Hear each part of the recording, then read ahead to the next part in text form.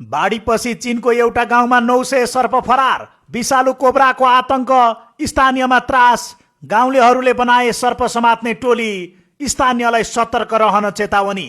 विनाशकारी बाढीले चीनको दक्षिणी क्षेत्रमा अवस्थित एउटा व्यावसायिक सर्प फार्म बगाउँदा करिब 900 वटा सर्पहरू फरार भएका छन्। बाढीको पानीसँगै सर्पहरू गाउँ र बस्तीमा पसेपछि कतिपय स्थानीय बासिन्दाहरू सर्पदंशको शिकार भएका छन् भने कतिपय उद्धारको पर्खाइमा थुनिएका छन्। टायाफुन माएसकका कारण गुआङ्सी जुआङ स्वायत्त क्षेत्रको हेङझौमा लगातार भारी वर्षा भइरहेको छ। वर्षाका कारण लिउलान र युनबियाओ जलाशयहरू फुट्दा तल्लो तटीय क्षेत्रहरू जलमग्न भएका छन्, जसले गर्दा देङबेई गाउँमा रहेको सर्प फार्म पूर्ण रूपमा ध्वस्त भएको हो।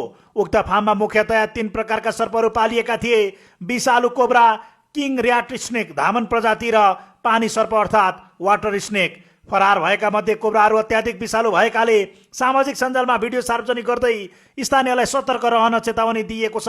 बाढीका कारण थुनिएका केही ग्रामीण बासिन्दालाई सर्पले टोकेको र उनीहरू स्वास्थ्य सामग्री तथा उपचारको अभावमा जुधिरहेको स्थानीय सञ्चार माध्यमहरूले जनाएका छन्। देङबेई गाउँ समितिका प्रमुख बुझिका अनुसार एकजना सर्वसाधारणको अस्पतालमा आपतकालीन उपचार भइरहेको छ। धेरैजसो सर्प बाढीको पानीले बगाएको र बाँकी रहेकाहरू तैरिरहेका फोहोर मैला तथा भग्नावशेषमा लुकेर बसेका छन्।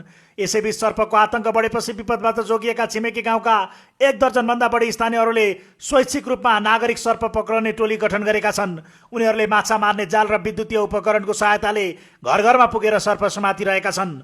हालसम्म समातिएका अधिकांश सर्प बिना विषका पानी सर्प हुन्।